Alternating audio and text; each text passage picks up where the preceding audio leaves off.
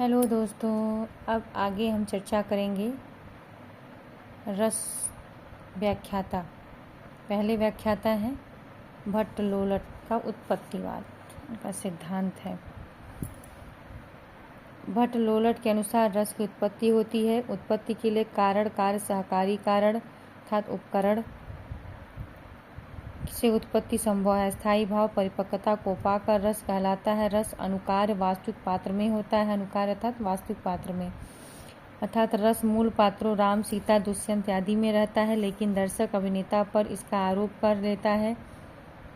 अतः अभिनेता में भी गौण रूप से रस रहता है। दर्शक या सहृदय उस अभिनेता के माध्यम से रस को प्राप्त करता है, जिसे वास्तविक पात्र राम आदि को प्राप्त करता है, जिसे वास्तविक पात्र राम, दुष्यंत आदि में प्राप्त किया होगा। इस सिद्धांत को ही उत्पत्ति या आरोपवाद कहा जाता है। भट्ट-लोलट संयोग, उत्पादक संबंध, निष्पत्ति, उत्पत्ति।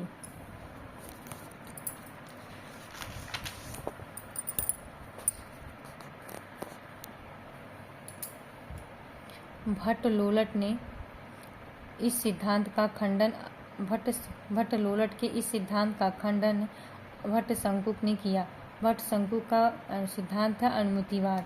इनके अनुसार सहृदय या सामाजिक दर्शक या पाठक या श्रोता नट या अभिनेता पर राम आदि पात्रों का आरोप नहीं होता, बल्कि अनुमान कर लेता है, और तभी सामाजिक को अपनी भावना द्वारा रसानुभूति की प्राप्ति होती है। यह अनुमान न्याय दर्शन के अनुसार 4 प्रकार के होते हैं। सम्यक प्रतीति, राम को राम समझना। संशयात्मक प्रतीति, राम है अथवा नहीं है। मिथ्या प्रतीति, राम को कुछ और समझना। सादृश्य प्रतीति, राम जैसा है। यह अनुमान उसी प्रकार है जिस प्रकार चित्र तुरंग न्याय से चित्र पर अंकित भागता हुआ घोड़ा न भागते हुए भी भागता है, सा प्रतीत होता है। ठीक इसी प्रकार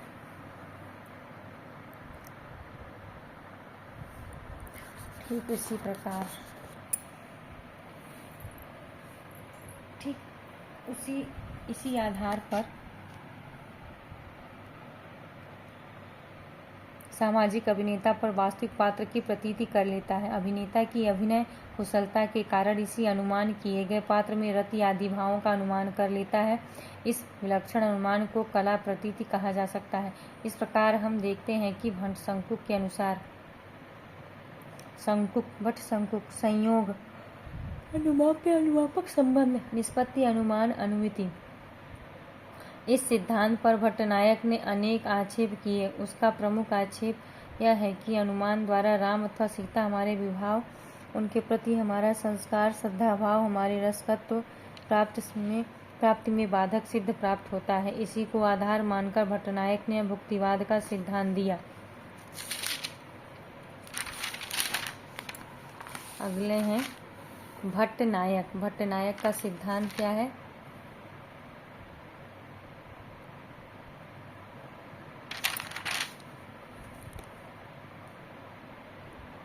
भट्टनायक के अनुसार रस की न तो उत्पत्ति होती है, न ही अनुमति होती है, बल्कि रस की भुक्ति होती है। रस निष्पत्ति में भट्टनायक का सबसे बड़ा योगदान साधारणीकरण का सिद्धांत है। आचार्य भट्टनायक के अनुसार शब्द रूप काव्य के 3 व्यापार होते हैं: अभिधा व्यापार, भावकत्व व्यापार, भोजकत्व व्यापार, भोग व्यापार। अभिधा व्यापार द्वारा काव्य का शब्दार्थ समझ में आता है, जबकि भावकत्व व्यापार द्वारा स्थायी भाव और विभाव का समग्र क्रियाकलाप देश काल व्यक्ति से संबद्ध न रहकर साधारण रूप धारण कर लेता है।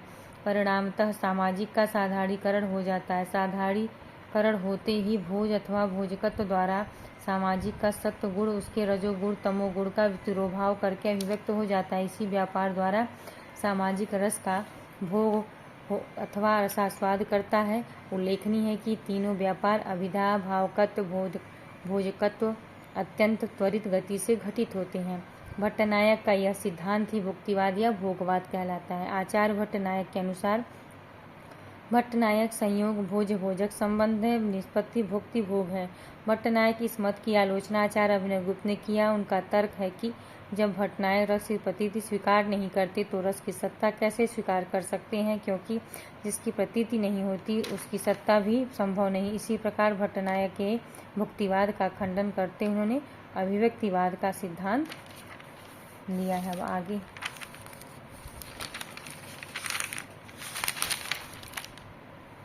आचार्य अभिनवगुप्त का अभिव्यक्तिवाद।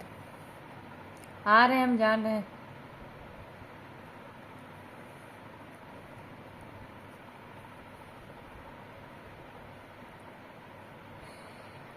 आचार्य अभिनव गुप्त का अभिव्यक्तिवाद। रस सूत्र के चौथे व्याख्याकार आचार्य अभिनव गुप्त के अनुसार रस की न तो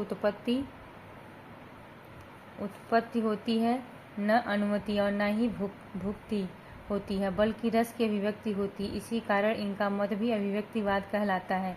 इन्होंने व्यंजनाशक्ति के आधार पर रस सूत्र की व्याख्या करते हुए कहा कि विभावादि और स्थायी भावों के परस्पर व्यंग रूप संयोग द्वारा रस की अभिव्यक्ति होती है, अर्थात रस व्यंजना का व्यापार है। जैसे मिट्टी में व्याप्त गंध जल की छींटे देने से व्यक्त हो जाती है, उसी प्रकार सामाजिक के हृदय में वासना रूप से निरंतर विद्यमान अस्थायी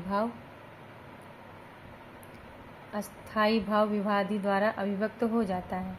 अभिनव गुप्त का रस सिद्धांत शैव मत पर आधारित है। जिस प्रकार यह जगत शिव की इच्छा शक्ति की अभिव्यक्ति है, उसी प्रकार सामाजिक के मन में वासना रूप से अवस्थित अस्थायी भाव की अभिव्यक्ति होती है।